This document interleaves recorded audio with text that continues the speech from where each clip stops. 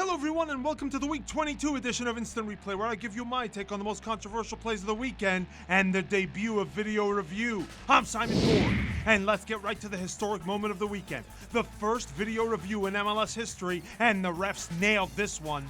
Dallas forward Maxi Urruti scores this goal, but just before the goal-scoring shot, his forward partner Christian Coleman puts a boot into the Union goalkeeper's midsection. Upon being alerted of the potential clear and obvious error, referee Ricardo Salazar called for the video review and ultimately waved off the goal.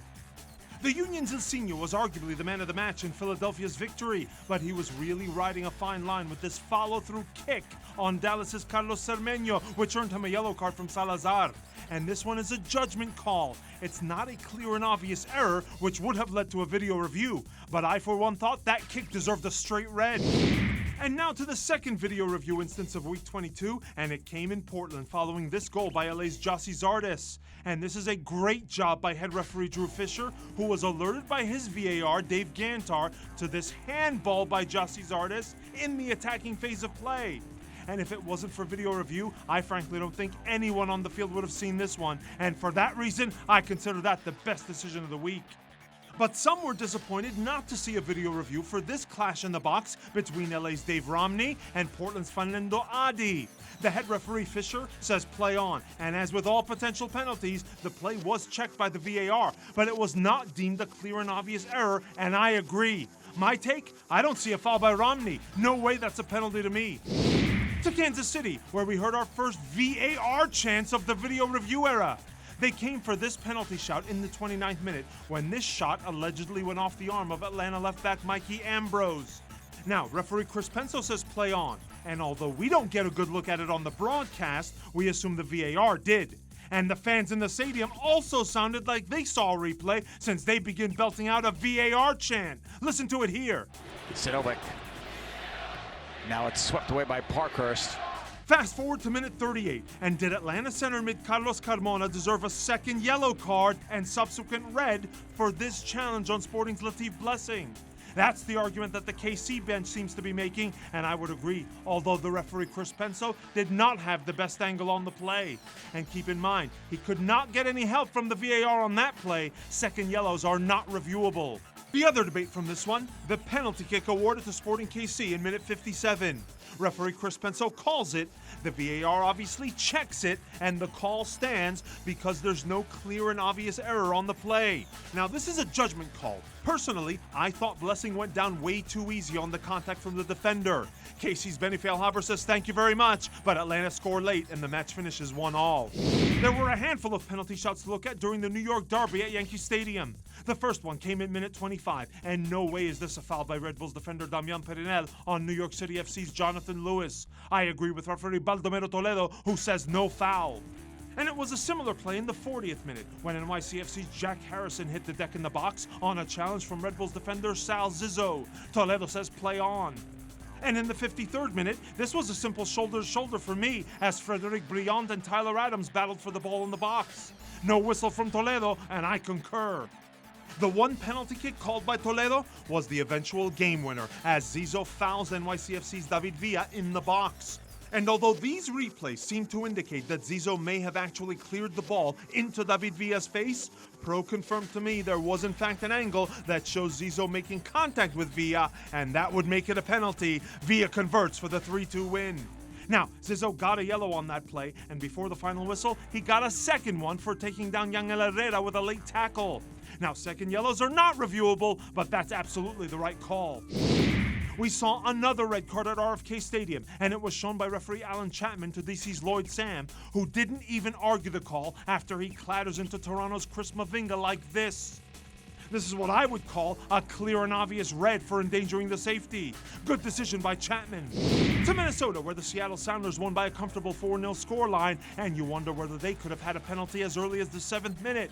That's when Minnesota's Ipson makes this clumsy challenge on Clint Dempsey. No call from referee Jose Carlos Rivero, and the check did not identify a clear and obvious error, so no video review on that play. Now, I thought Rivero made a great call in the 23rd minute as Seattle's Jordan Morris and Minnesota's Francisco Calvo tussle for the ball. And while it looked to most in real time like a potential dog-so red card foul by Calvo, Rivero instead calls the foul on Morris, and I think he's right. You see, Morris pushes Calvo and throws him off balance a few seconds before both players hit the deck. In Colorado, there was an interesting play to look at in the second half when Vancouver's Andrew Jacobson deflected this cross for a corner kick. And on first glance, you're probably wondering, was this a handball? Head referee Nima Sagafi awarded the corner kick, and when we watch the available replays, it in fact looks like the ball may have come off the top of Jacobson's shoulder. Regardless, it's not a clear and obvious error, which meant no video review. And Jacobson might want to be a bit more careful now that video review is here. In my opinion, he was flinging his legs at Colorado's Kevin Doyle a little too dangerously on this follow-through, and it earned him a talking to from the referee Sagafi. Excellent job by head referee Robert Sabiga and his officiating crew in Salt Lake City, where Houston's Alex managed to get himself sent off with 2 yellow cards in 2 minutes. The first one came for unsporting behavior when he got into Albert Rusnak's grill. Then just seconds later, he makes this dangerous tackle on RSL's Kyle Beckerman. In my opinion, Alex doesn't give Sabiga much choice. And there was no doubt about the penalty kick awarded to the Montreal Impact by referee Kevin Stott just 2 minutes after the break. Orlando defender Jose Aja trips up Ignacio Piatti, and the Argentine steps up to convert himself.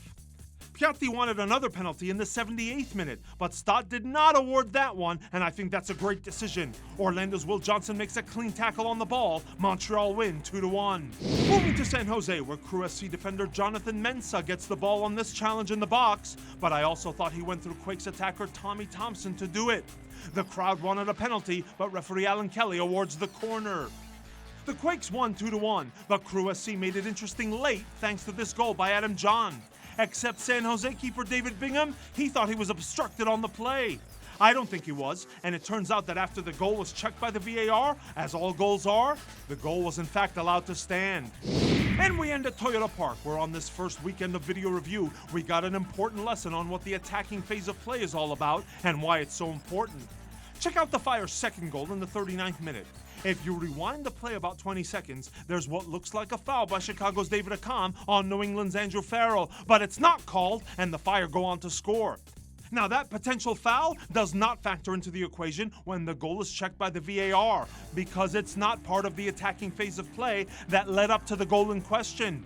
The attacking phase of play resets when Bastian Schweinsteiger has to go back to chase the ball down.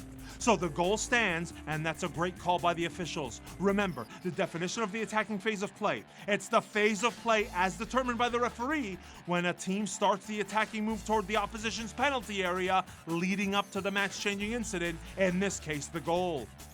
Another play that caused some discussion just before halftime, and this one also involved David Accam, who goes in stud showing and over the ball, making contact with New England's Scott Caldwell. Referee Silvio Petrescu shows Accam a yellow card for reckless play, and this one is a judgment call as to whether or not it crosses the red card line and endangers the safety. Accam doesn't exactly make full-on contact, so it's hard to say the yellow card was a clear and obvious error, and that was the result of the VAR check, which is why it didn't trigger a video review.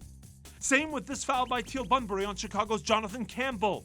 It's a judgment call. Some will call it a caution. Some will see it as worthy of a red, as I do, and some will say no card at all, which is exactly how Petrescu ruled. What did you think of this first weekend of video review? Let us know in the comments. As for us, that's all we have for now, until week 23. For our editor, Rich Hernandez, I'm Simon Borg. See you next time!